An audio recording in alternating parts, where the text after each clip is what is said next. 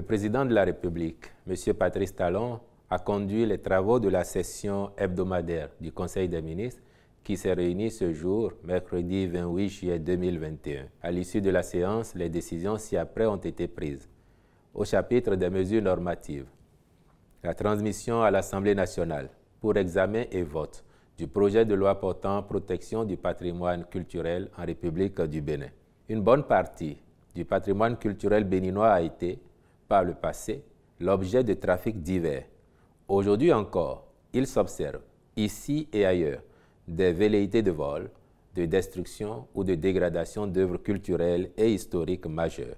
À cela s'ajoutent les nombreuses menaces contemporaines qui pèsent sur le patrimoine culturel en général. Dans un contexte où notre pays a engagé des investissements massifs en vue de devenir une destination touristique prisée, il convient de mettre en place un cadre juridique et institutionnel propice à la protection efficiente et holistique du patrimoine culturel national. À cet effet, le processus d'actualisation des textes existants a débouché sur le présent projet de loi, lequel intègre des préoccupations nouvelles comme la circulation des biens culturels, leur transfert illicite, la protection des données informatiques liées au patrimoine culturel, la promotion du mécénat culturel et l'auto-assurance de l'État pour les biens culturels. De même, ce projet prend en compte la nécessité d'un meilleur encadrement juridique des musées publics et privés en tant que cadre de conservation et de valorisation du patrimoine culturel, ainsi que le renforcement des sanctions pénales liées aux infractions touchant au dit patrimoine. Le ministre du Tourisme, de la Culture et des Arts veillera, en relation avec le ministre de la Justice et de la Législation, à l'aboutissement de la procédure législative. Ont été adoptés, au titre des autres mesures normatives, le décret fixant la structure type des ministères, de même que les décrets portant nomination des membres et du président des conseils d'administration des structures ci-après. Institut national de la femme, Université d'Abomey-Calavi, Université de Parakou, Université d'agriculture et Université nationale des sciences, technologies, ingénierie et de mathématiques, puis le décret portant nomination des membres du comité de suivi de mise en œuvre de la réforme de l'enseignement supérieur, la recherche scientifique et l'innovation. Au chapitre des communications, en un, nous avons la réalisation de l'étude de faisabilité économique et financière du Programme national de développement des plantations et des grandes cultures.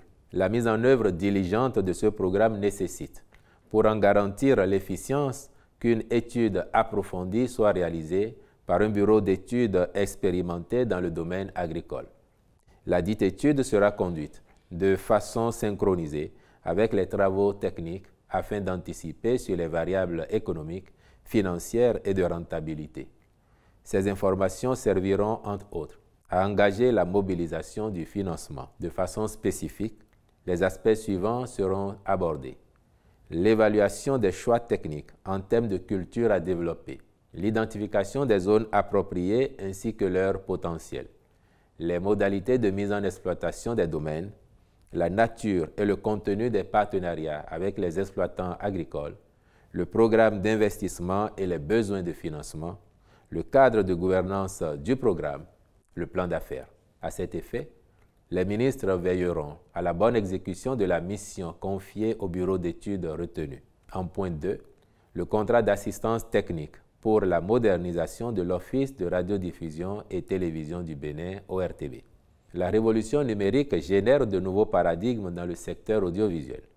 L'ORTB, pour faire face à ces mutations, doit se mettre aux normes par des investissements en équipements et matériel modernes, ainsi que le développement d'expertise métiers en son sein. Une mission d'expertise a donc été sollicitée pour accompagner l'Office dans l'amélioration de la qualité de ses prestations à travers notamment les équipements et systèmes techniques à acquérir, les procédures de production et de transmission à définir ou à optimiser, les formations ou recyclages à envisager pour le personnel ciblé.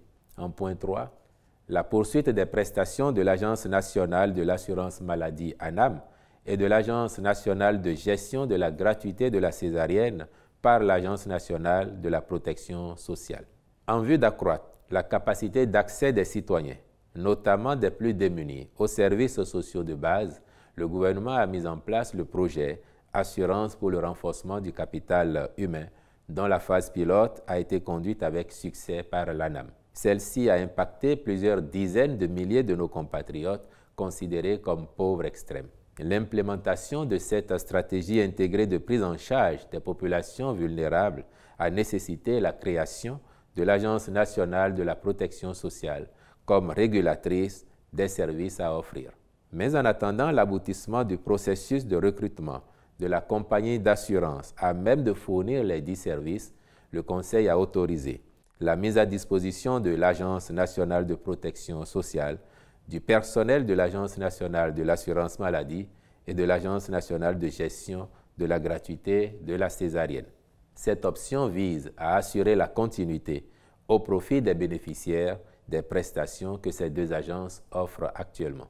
En point 4, le compte-rendu de l'exécution du contrat de prestation dans le cadre de la mise en place d'un pôle d'excellence pour la prise en charge des patients souffrant de maladies cardiovasculaires. Au regard des résultats concluants de ce partenariat, qui a permis de prendre en charge en 2 missions 19 patients au CNHU-HKM pour de graves pathologies cardiaques, le Conseil a marqué son accord pour l'augmentation du nombre de missions par an. Cette option permettra un transfert rapide de compétences aux équipes médicales béninoises. Le ministre de la Santé y veillera particulièrement. En point 5, la délocalisation de la Société des ciments du Bénin SCB de la zone commerciale de Ganhi. L'existence de cette société dans une zone de grande concentration urbaine est source de désagréments causés aux riverains, de même qu'à l'environnement. En outre, cette implantation n'est plus en conformité avec les dispositions du décret numéro 2001-289 du 8 août 2001 portant approbation du plan d'aménagement de la zone de Ganhi qui interdit le développement d'activités industrielles dans le périmètre concerné. Aussi, le gouvernement a-t-il demandé aux responsables de la SCB depuis juin 2020 de programmer le déménagement de l'unité de production pour le 30 juin 2022 au plus tard. En évaluant la situation actuelle, le Conseil a décidé de confirmer ce délai pour la délocalisation de la société. En tout état de cause, à cette date, il sera mis un terme aux activités de la société qui disposera alors, à partir de cette échéance, d'un délai maximum de 6 mois pour procéder au démantèlement de son outil industriel et libérer définitivement le site au plus tard le 30 décembre 2022. Les ministres concernés accompagneront la société dans le processus de délocalisation. En point 6, nous avons le déploiement d'une opération de sécurisation et de rétablissement de l'ordre dans l'arrondissement de Guéné, commune de Malanville. Un compte-rendu du ministre de l'Intérieur et de la Sécurité publique a fait état d'affrontements entre éleveurs et agriculteurs dans le campement de Gabéry du dit arrondissement, dans la journée du 24 juillet 2021. Ces événements sont survenus en raison de dissensions liées à la gestion de zones délimitées pour les activités pastorales et ou agricoles. Les 10 affrontements ont malheureusement provoqué des morts d'hommes, des blessés graves et de nombreux dégâts matériels. Afin de ramener le calme dans la localité et protéger les populations et leurs biens, le gouvernement y a dépêché un détachement des forces de défense et de sécurité. Par ailleurs, l'ampleur des dégâts enregistrés nécessite qu'une assistance particulière soit apportée aux victimes des communautés antagonistes. Le ministre de l'Intérieur et de la Sécurité publique veillera à la mise en œuvre des instructions données par le Conseil à cet effet, à savoir organisation des séances de sensibilisation, identification et poursuite des auteurs, libération des couloirs de passage du bétail. Le Conseil saisit l'occasion pour rappeler que les éleveurs et les agriculteurs doivent cohabiter en bonne intelligence et que tout acte de discrimination à l'égard de l'une ou de l'autre des communautés sera sévèrement sanctionné.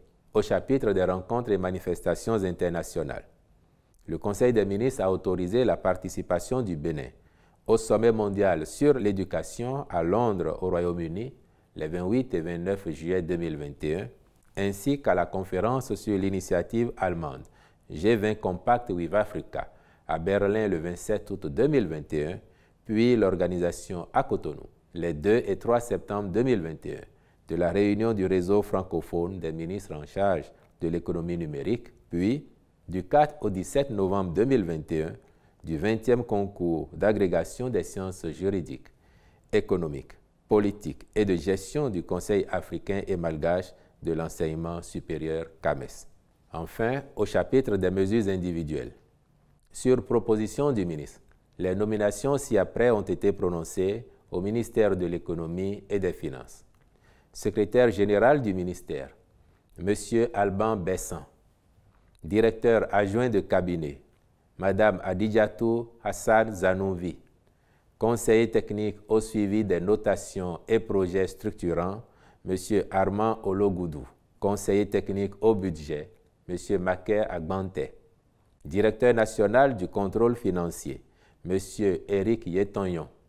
Directeur général du Trésor et de la comptabilité publique, M. Oumara Karimou Assouma. Directeur de la production des comptes à la Direction générale du Trésor et de la comptabilité publique, M. Soumanou Adodo. Directeur général de l'État à la Direction générale du Trésor et de la comptabilité publique, M. Félicien Dakodo. Directeur général de l'économie, M. Aristide Mendenou. Directeur général des participations de l'État et de la dénationalisation, Mme Christelle Yébé. Directeur général du secteur financier, M. Adam Afodende. Directeur général du financement du développement, M. Victorien Yaovi Edé. Directeur général de la statistique et de la démographie, M. Laurent Hunsa. Je vous remercie.